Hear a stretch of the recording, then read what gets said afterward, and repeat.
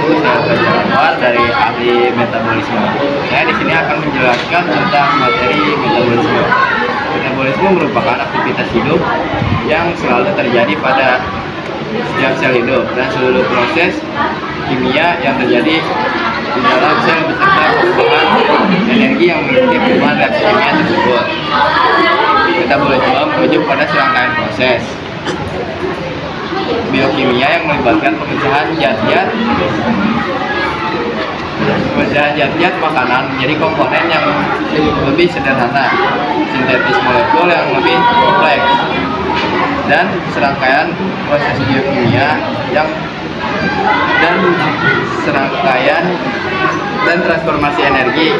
Metabolisme adalah serangkaian proses biokimia yang kompleks yang terjadi dalam tubuh makhluk hidup, termasuk manusia, untuk mengubah makanan menjadi energi yang dibutuhkan dalam menjalankan fungsi tubuh. Metabolisme melibatkan sejumlah reaksi kimia yang terkoordinasi yang terjadi di dalam sel-sel tubuh. Adapun enzim memiliki peran penting terhadap metabolisme tubuh, yaitu 1. Amilase.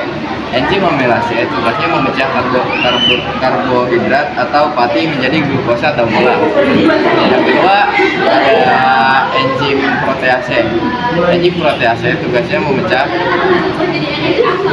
protein yang terdapat dalam makanan dalam bentuk asam amino. Assalamualaikum warahmatullahi wabarakatuh. Perkenalkan, nama saya Aura Putri. Di sini saya akan menjelaskan teori lock and key. Dalam teori ini, enzim digambarkan memiliki situs aktif yang bersifat kaku dan berbentuk spesifik. Cara kerjanya sama seperti kunci yang hanya bisa membuka bentuk tertentu. Enzim hanya bisa melakukan proses katalisis dengan substrat yang cocok. Nah, substrat ini adalah bagian dari enzim yang bertanggung jawab untuk mengenali dan mengikat substrat atau molekul yang akan diubah oleh enzim. Nah, jika substrat tersebut cocok dengan enzim, maka proses katalisis dapat berlangsung. Nah, situs aktif ini situs aktif yang terikat ini berfungsi untuk mempercepat laju reaksi kimia yang dilakukan oleh enzim. Warahmatullahi wabarakatuh. Perkenalkan, nama saya Dini Rahman. Saya akan membahas teori lock and key. Teori ini adalah salah satu teori klasik yang membahas mekanisme enzim dalam biokimia. Teori ini dikemukakan oleh Emil Fischer pada tahun 1894. Menurut teori ini, enzim dan substrat berinteraksi seperti hubungan gembok dengan kunci. Dalam teori ini, enzim digambarkan memiliki situs aktif yang bersifat kaku dengan bentuk yang sangat spesifik, mirip dengan kunci yang hanya bisa membuka satu gembok saja. Situs aktif ini adalah bagian dari enzim yang bertanggung jawab mengenali dan mengikat substrat, molekul yang akan diubah oleh enzim. Di sisi lain, substrat memiliki bentuk yang komplementer dengan situs aktif enzim. Jika substrat tersebut cocok, maka ia dapat terikat dan reaksi kimia yang dikatalisis oleh enzim bisa berlangsung. Proses ini dibagi menjadi 4. Yang pertama ada pengikatan substrat. Jika substrat tersebut cocok dengan situs aktif, maka substrat tersebut bisa diikat oleh enzim. Yang kedua ada pembentukan kompleks enzim substrat, di mana pada tahap ini enzim akan menstabilkan substrat dan memfasilitasi reaksi kimia. Dan yang ketiga ada reaksi katalitik, di mana enzim menurunkan energi aktivasi untuk mempercepat reaksi kimia. Akibatnya substrat diubah menjadi produk. Yang terakhir ada pelepasan produk. Setelah reaksi selesai, produk hasil reaksi akan dilepaskan dari situs aktif, sehingga enzim dapat mengikat substrat baru lagi. Untuk keunggulan teori ini adalah enzim memiliki spesifikasi tinggi, sedangkan kelemahannya adalah enzim bersifat kaku. Perkenalkan, saya Muhammad Ibnu Rafi. Yang pertama saya akan menjelaskan cara kerja enzim. Cara kerja enzim salah satunya adalah teori lock and key.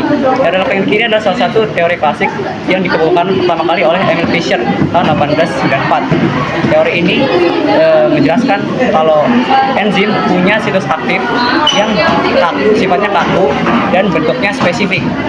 Nah, situs aktif ini bertugas untuk mengikat substrat yang bentuknya aktif aja. Nah, seperti halnya gembok yang cuma bisa dibuka oleh satu kunci. Nah, untuk prosesnya, yang pertama, substrat yang cocok dengan situs aktif bakal diikat oleh enzim. Lalu, setelah substrat diikat oleh enzim, maka enzim bakal membentuk kompleks enzim substrat, di mana substrat ini bakal distabilkan dan memfasilitasi reaksi kimia berlangsung. Lalu setelah reaksi kimia berlangsung, barulah nanti enzim akan mempercepat reaksi kimia dengan cara menurunkan energi aktivasi untuk reaksi kimia berlangsung, supaya nanti substratnya ini bisa dilepas jadi produk.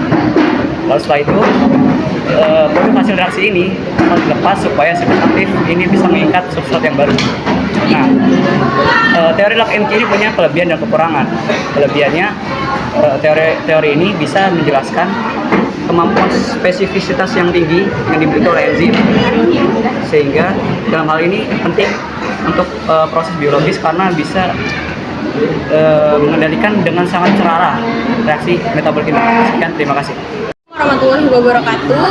Nah, keunggulan teori lock and key ini adalah kemampuannya dapat menjelaskan spesifitas tinggi yang dimiliki oleh enzim, seperti kunci yang hanya bisa membuka gembok tertentu. Enzim hanya dapat mengkatalisis reaksi untuk substrat tertentu saja. Hal ini sangat penting dalam proses biologis karena memungkinkan pengendalian yang sangat terarah terhadap reaksi metabolik di dalam sel. Namun, teori lock and key memiliki beberapa keterbatasan. Salah satunya adalah gagasan bahwa enzim bersifat kaku dan situs aktifnya tidak berubah bentuk. Penelitian lebih lanjut menunjukkan bahwa situs aktif enzim sebenarnya dapat mengalami perubahan bentuk dalam berinteraksi dengan substrat. Ini kemudian menjadi dasar teori lain, yaitu teori inductive fit yang menyatakan bahwa situs aktif enzim bersifat lebih fleksibel dan dapat menyesuaikan diri dengan bentuk substrat setelah pengikatannya. Meski begitu, teori lock and key tetap menjadi dasar penting dalam pemahaman tentang interaksi enzim dan substrat serta telah memberikan fondasi bagi banyak penelitian dalam biokimia. Warahmatullahi wabarakatuh. Kenalkan, nama saya Yudhistira. Kali ini saya akan membahas cara kerja enzim. Cara kerja enzim lock and key dalam cara kerja enzim berada di dalam kondisi yang spesifik, yaitu saat substrat yang sesuai. Enzim memiliki peran sebagai membantu dalam proses metabolisme tubuh, sehingga enzim sangat penting dalam tubuh. Selain itu, enzim juga memiliki beberapa fungsi lain seperti mempercepat reaksi kimia. Enzim dapat membantu mempercepat reaksi kimia dalam tubuh. Enzim juga akan berperan mengikat molekul dan mengubah dengan cara tertentu. Enzim juga untuk mempertahankan tubuh. Enzim seperti ribosom dan enzim komplement memiliki peran sebagai pertahanan atau tameng bagi tubuh untuk melawan bakteri, virus, dan benda asing lainnya dalam sistem kekebalan tubuh. Enzim sebagai represi DNA, enzim juga memiliki fungsi untuk memperbaiki kerusakan yang terjadi pada DNA karena adanya paparan radiasi atau kesalahan replikasi, contohnya seperti enzim DNA polimerase dan enzim OLC. Enzim untuk dekoksi enzim dalam tubuh juga dapat membantu mengubah senyawa beracun yang berhasil ke dalam tubuh untuk menjadi yang lebih mudah untuk diabsorpsikan oleh tubuh. Assalamualaikum warahmatullahi wabarakatuh. Perkenalkan, nama saya Rafiq Agus Santiago dari ahli Lock and Key. Lock and Key adalah salah satu teori klasik yang menjelaskan mekanisme kerja enzim dalam biokimia. Teori ini dikemukakan oleh Emil Fischer pada tahun 1894. Dalam teori ini menjelaskan situs aktif yang bersifat kaku dengan bentuk yang sangat spesifik. Situs akhir ini adalah bagian dari enzim yang bertanggung jawab untuk mengenali dan mengikat substrat molekul yang akan diubah oleh enzim. Keunggulan dari teori ini adalah mampu menjelaskan spesifikasi tinggi yang dimiliki oleh enzim, namun teori lock and key ini memiliki beberapa keterbatasan. Salah satunya adalah gagasan bahwa enzim bersifat kaku dan situs akhirnya tidak berubah bentuk. Sekian, terima kasih. Assalamualaikum warahmatullahi wabarakatuh. Perkenalkan, saya Muhammad Fairozi dari ahli lock and key. Nah, lock and key ini dikemukakan oleh Emil Fischer pada tahun 1894. Nah, teori ini sebenarnya teori klasik yang dikemukakan oleh Emil Fischer. Nah, di sini saya akan menjelaskan singkat saja tentang lock and key. Nah, teori lock and key atau teori gembok dan kunci adalah di mana enzim digambarkan sebagai kunci yang bisa membuka sebuah substrat yang digambarkan sebagai gembok. Nah, karena antara kunci dan gembok ini ada sisi yang serupa, maka keduanya bisa terbuka dan tertutup. Namun pada teori ini mempunyai kekurangan, yaitu sebuah enzim yang ketika mengalami peralihan titik reaksi enzim meskipun begitu teori lock and key tetap menjadi dasar penting dalam pemahaman tentang interaksi enzim. Nah, dan substrat serta telah memberikan informasi bagi banyak peneliti biokimia, peneliti dalam biokimia. Terima kasih.